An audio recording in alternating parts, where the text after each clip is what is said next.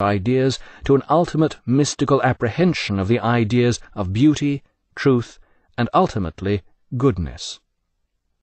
This leads us to Plato's ethics. By concentrating on the particular world, all we can perceive is apparent good. Only with the help of reason can we gain an insight into the greater universal idea of good. Here, Plato advocates a morality of spiritual enlightenment rather than any particular rules of conduct. His theory of ideas has also been criticized for its lack of practicality. Taking Plato at his word, it has been suggested that all he describes is simply an idea of the world rather than the world itself. Others claim that Plato's world of ideas exists only in the mind, and has little to do with the world from which these ideas are derived. On the other hand, the essentially transcendental nature of Plato's philosophy meant that much of its thinking was later to become acceptable to Christianity. Plato's theory of creation, for instance, fits easily into the Judeo-Christian version. According to Plato, the Father and Creator made a moving, living creature in image of the eternal gods. When he saw this creature, he was filled with joy, and decided to make it even more like its original. Since this original was eternal, he endeavored to make the universe eternal as far as this could be done. So he made a moving image of eternity. When he laid out the heavens, he made this image eternal, but moving, in accord with numbers, distinct from eternity, which is one and at rest. This moving image is what we call time. This reads in part like an abstract echo of the book of Genesis, which was written some 800 years before the Pythagorean conception from which it is derived. Yet the explanation of time that Plato gives here, a moving image of eternity, is more than a profound religious explanation, and more than a profoundly beautiful explanation. It is profound philosophy. His explanation of time plausibly joins the numerical world of particulars that we live in to the timeless unity of the world of ideas. Time has always been one of the trickiest notions for philosophers to deal with. It is also one of the least rewarding. We all know time, and it goes on inexorably, regardless of what anyone has to say about it. We all think we know what it is, but it is extremely difficult to describe it in terms that aren't tautologous, e.g., time is succession, or vacuous, e.g., time is but the stream I go a-fishing in, Thoreau. Plato's explanation was a superb poetic philosophic image which not only fitted precisely into his theory of ideas, but also appeared to be the linchpin that held it together. It has been called the perfect fitting cog whose movement drives each part of everything as one. But this fine mechanistic image is inexact, as the world of abstract ideas does not move and is not driven by time. Since Plato, few have offered as convincing an explanation of time. It was another 7 centuries before St. Augustine produced a theory of similar caliber. For him, time was merely our subjective way of viewing the universe. This is essentially Plato's theory turned outside in. During the 1500 years since St. Augustine, only Kant's explanation of time is its peer, and this too is subjective, when it would seem obvious that time is no such thing. Essentially, Kant believed that time is part of our perceptual apparatus, like irremovable spectacles, through which we see the world. But it remains Plato's explanation that best matches the latest scientific theories of time. When he laid out the heavens, he made this image eternal but moving in accord with numbers. In other words, time and the universe started at the same instant. This concurs with the Big Bang theory, which states that we can't speak of before the Big Bang, because time didn't exist then. Science and philosophy are essentially different ways of looking at the world. They are categorically separate. As Bernard de Mondeville put it, one deals with what is, the other wonders why. Even so, it's always reassuring when science and philosophy are in agreement. And when the philosophy in question dates from the scientific era where the most powerful form of locomotive energy was galley slaves, one can only marvel. While Plato was in Sicily, he became a close friend of Dion, brother-in-law of Dionysius, the ruler of Syracuse. Dion took his new friend to meet Dionysius, possibly with the hope of procuring for him an appointment as philosopher in residence at the court. But despite Plato's travels through the world, he remained very much an aristocratic Athenian, and was not taken with the provincial ways of the Syracusan court. Dionysius was an army officer and a tyrant, who also had inflated literary pretensions and believed himself to be twice the man of any of his contemporaries. He married 2 women, Doris and Aristomache, on the same day, and on his wedding night had them both in his bed.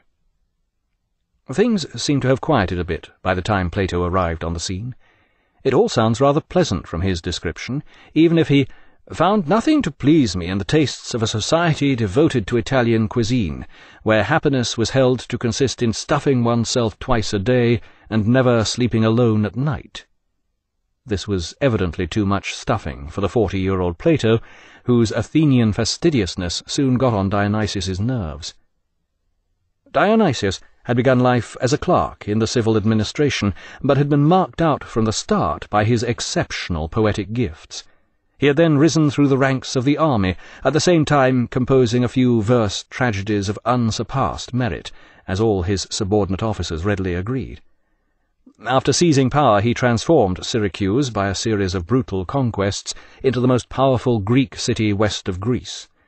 In order to smooth diplomatic relations, the Athenians made sure that his drama, The Ransom of Hector, was awarded a prize at the Lenaean festival. Dionysius was not the kind of man to let himself be cowed by some philosophic knob who was trying to catch a job at his court. When he and Plato turned to discussing philosophy, the sparks soon began to fly. At one point Plato found himself forced to point out a flaw in Dionysius's thinking. "You speak like a geriatric fool," exclaimed Dionysius in disgust. "And you speak like a tyrant," replied Plato. Whereupon Dionysius decided to live up to the philosopher's observation and had Plato clapped in irons. Plato was placed on a Spartan ship bound for Aegina, where the captain was instructed to sell Plato as a slave. "Don't worry, he's so much of a philosopher he won't even notice," remarked Dionysius. Some sources have maintained that Plato's life was in danger at this point, but the fact that he was sent to Aegina suggests otherwise, and indicates that this island was probably his place of birth, rather than Athens. Sending Plato back to his birthplace as a slave was just the kind of humiliation that would have appealed to Dionysius. He could also have been fairly certain that Plato would be recognized and bought by some influential friend, thus avoiding serious diplomatic repercussions with Athens. Dionysius's scheme played out just as he'd planned. Plato was given a nasty fright. The prospect of having to work for a living was enough to strike a chill in the heart of any true philosopher. And it wasn't long before Plato was spotted in the slave market at Aegina by his well-heeled old friend Aniceris, the Cyrenaic, who bought him for the bargain price of 20 mina. Aniceris was so pleased with his cut-price philosopher that he sent him back to Athens with enough money to set up a school. In 386 BC, Plato bought a plot of land in the grove of Academe. This was a mile or so northwest of Athens, beyond the Eriae Gate in the ancient city walls. It was a region of parkland dotted with plane trees, in whose shade stood a number of statues and temples. Here, amidst the cool avenues and tinkling streams, Plato opened the academy, gathering around him a group of followers which usually included several women, among them Axiothea, who dressed as a man. This is recognizable as the first university. The grove of Academe, where Plato founded the academy, and from which the school took its name, was called after a former resident named Hecademus, an obscure semi-divine hero of Attic mythology. Hecademus's main accomplishment appears to have been the planting here of 12 olive trees, offshoots from the sacred olive tree of Athena on the Acropolis. Yet as a result of Plato choosing this site, Hecademus is remembered to this day throughout the civilized world, our version of his name adorning everything from secretarial colleges to cinemas, a Scottish football team, and annual awards for similar semi-divine figures of obscure accomplishment. Today the Grove of Academe is a long, straggly stretch of wasteland in northwestern Athens, where the inner suburbs start to grow ragged at the edges. Beneath the trees next to the bus depot lie scattered ancient stones, occasional piles of dumped domestic refuse, and a few benches covered with graffiti. The site of Plato's academy and the house where he lived are almost certainly lost forever. The accidental nature of Plato's philosophy meant that much of its thinking was later to become acceptable to Christianity.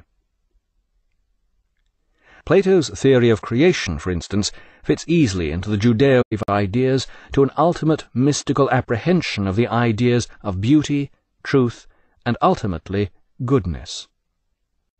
This leads us to Plato's ethics. By concentrating on the particular world than any particular rules of conduct. His theory of ideas has also been criticized for its lack of practicality. Taking Plato at his word, it has been suggested that all he describes is simply an idea of the world rather than the world itself. Others claim that Plato's world of ideas exists only in the mind, and has little to do with the world from which these ideas are derived. On the other hand, the essentially transcendent, all we can perceive is apparent good. Only with the help of reason can we gain an insight into the greater universal idea of good. Here, Plato advocates a morality of spiritual enlightenment rather than